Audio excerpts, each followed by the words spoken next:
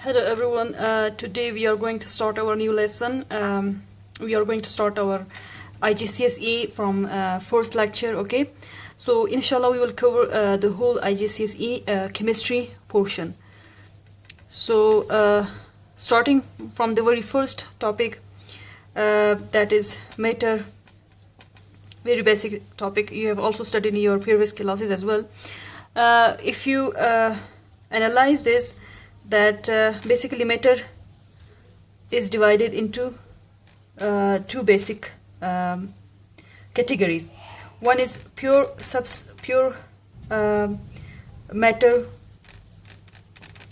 okay, or pure substance. Another one is impure. Is that clear? So pure substance or pure matter consists it is basically further being classified into elements, okay, and into compounds or molecules, okay. While the impure substances, these are the mixtures. Okay, these are actually the mixtures. So I will describe you each and every one in detail, that what is the basic difference between compounds and molecules, and what are mixtures and what are elements. Okay. So starting from matter. Okay, starting from matter. Matter can be defined as anything that has mass and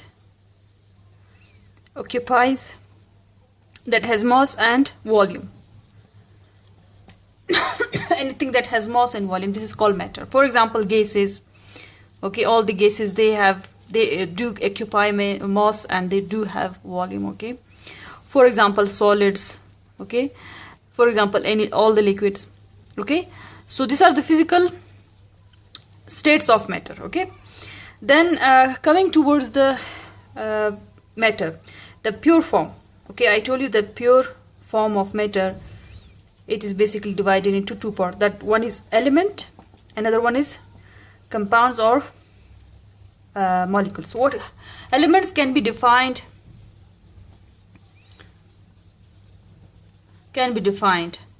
as a substance made up of similar atoms, or elements consist of same type of atoms, okay. So all the elements whether it is in the form of gases, liquids or solids, all of them, they are made up of same type of atoms, okay. Got it? For example, let's suppose give you the example of gold, okay, having a symbol of AU, okay. Gold, if you break this element into very smaller pieces, okay, again all the atoms will have, or all the particles would have the same qualities, okay. All its atoms would have the same quality. So gold is an example. For example, carbon, okay. Carbon is another type of element, okay, found in solid form. For example, mercury, Hg, having a symbol Hg, okay. All these elements, all elements have specific symbols, and they are being arranged in the periodic table. So now the question is that what is atoms, okay. An atom, we have also studied in your previous classes. You may study it or you may not study it. An atom can be defined, okay, an atom can be defined as the smallest particle of any substance. Is that clear? The smallest particle of any substance. This is called atoms. These are called, okay? Smallest particle of any substance. This is called atoms, or the basic building or the basic unit of substance. This is atom, or in other words we can say that all matter, they are made up of atoms. Okay, and this word atoms, okay, it is being derived, it is being taken, okay, taken from a Greek word, okay. That Greek word was atomos. Atomos. Okay. What does that mean? Atomos mean? Atomos means unsplittable. Unsplittable. Okay. Atomos mean unsplittable. So atoms are those is the basic unit, or it is the basic building unit of all the substance, whether it is in the form of pure or impure. All of these are made up of atoms, okay. And atoms, basic meaning of atom is insplittable. Why it is unsplittable? Why this name atom is being given?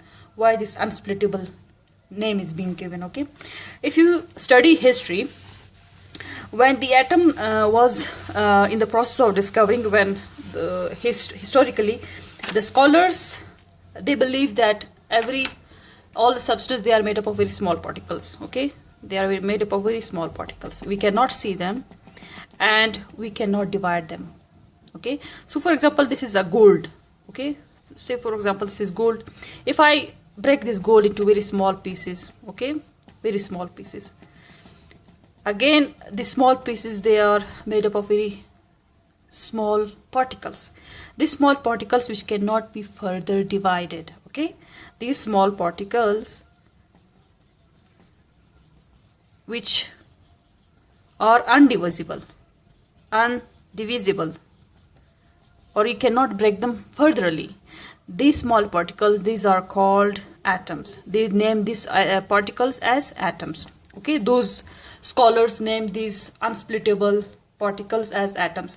They had the belief that we cannot see these particles, but when a time will come that human will be able to analyze or to see these small particles. But nowadays we humans became successful, and now we can see atoms through microscope. Is that clear? So this is the concept related to atoms, elements and atoms. Now the other concept is about compounds, okay. Compounds, okay. Compound is pure substance, okay. It is when it can be defined when two or more than two atoms of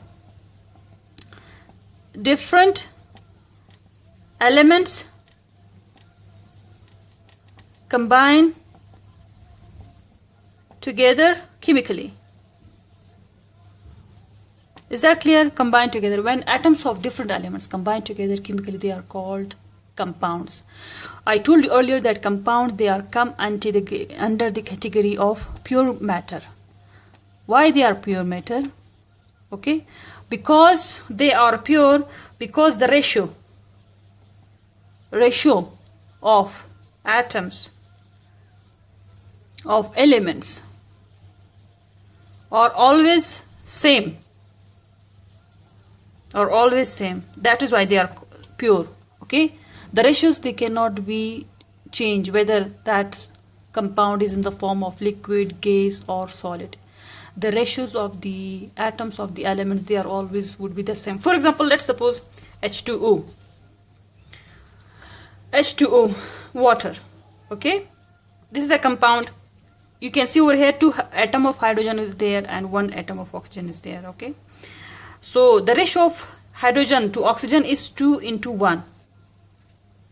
Okay, so if this water, this molecule, this compound of water is in the form of liquid, gas, or solid in the form of ice, or whether this water is in the form of vapors, whether this water is in the form of liquid, okay, like what, or whether the water is in the form of ice, always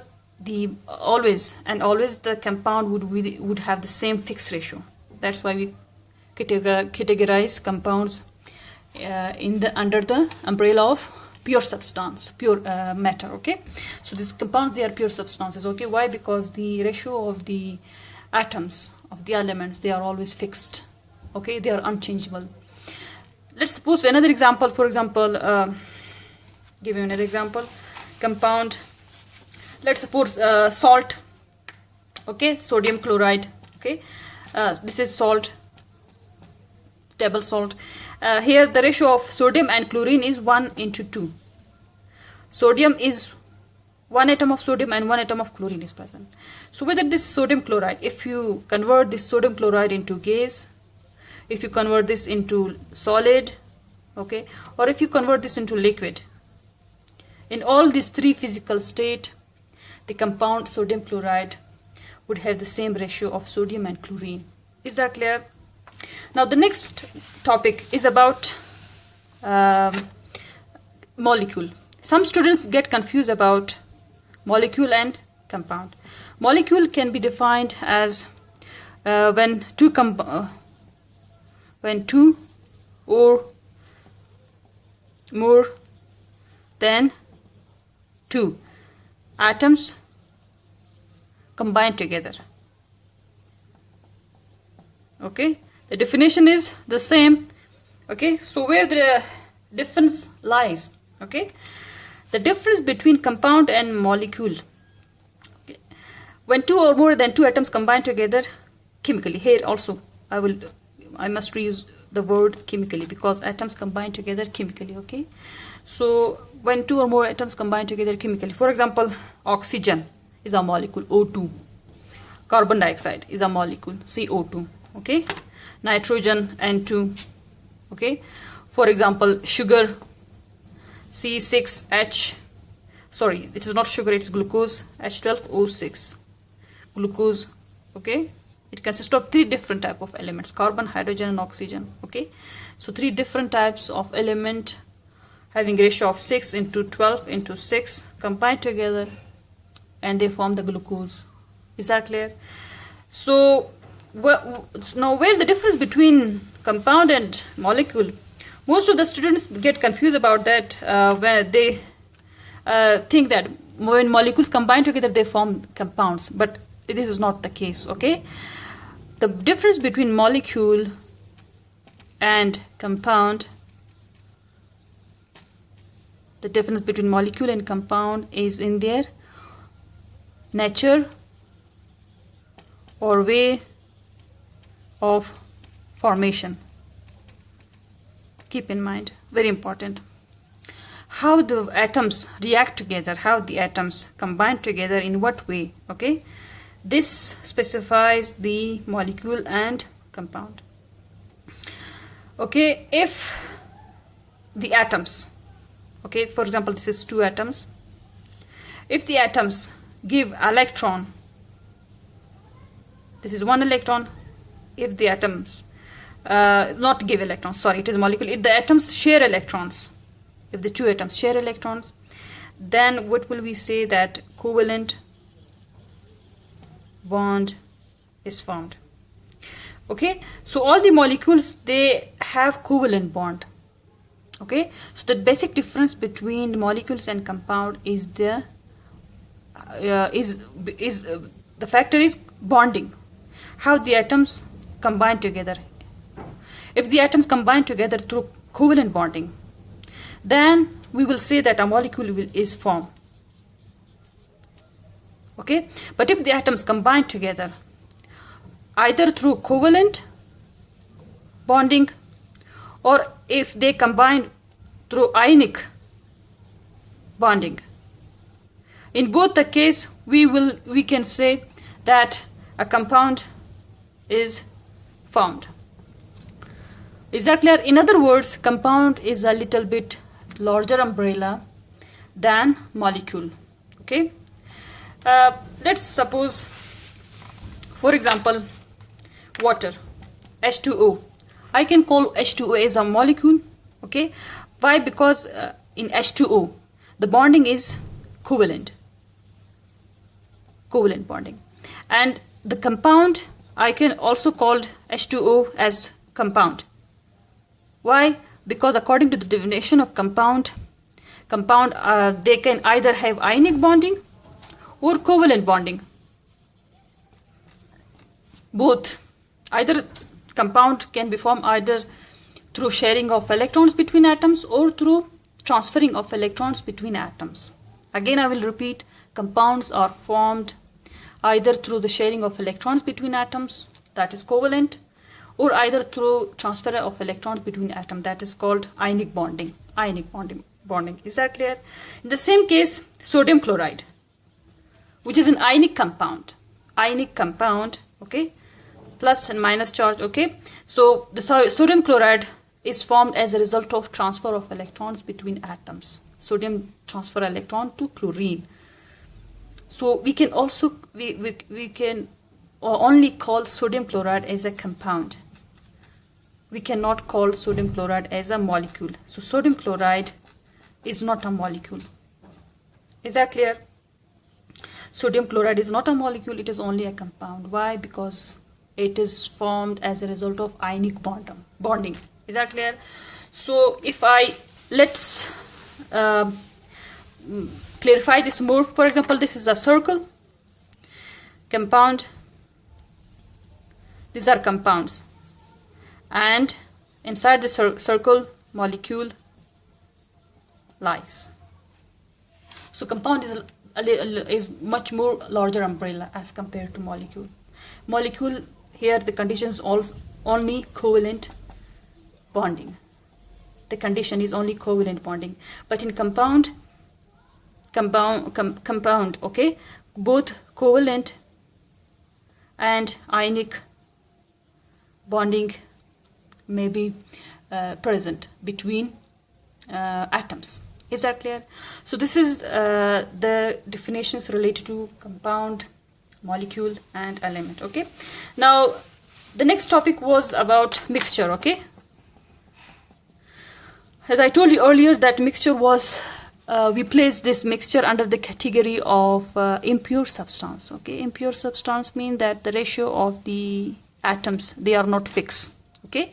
Impure substance, I will write for you that the ratio of atoms are not fixed. Okay. Mixture, let's for example air, the surrounding air, it is a mixture of different gases. Okay. So this air is a mixture of different gases. Okay. So you can see, for example, this is many gases are present. For example, the many gases would be oxygen gas, okay, nitrogen gas, for example, carbon dioxide gas, carbon monoxide gas. So the ratio of all these gases in the air is not fixed. In some places oxygen may be in a greater amount, in some places carbon dioxide may be in greater amount. Okay, so the air always the ratio of the atoms or the compounds or the elements, they are not fixed. Okay. Keep in mind that this mixture, again I will repeat that mixture, as in elements and compounds, they also exist in 3 states.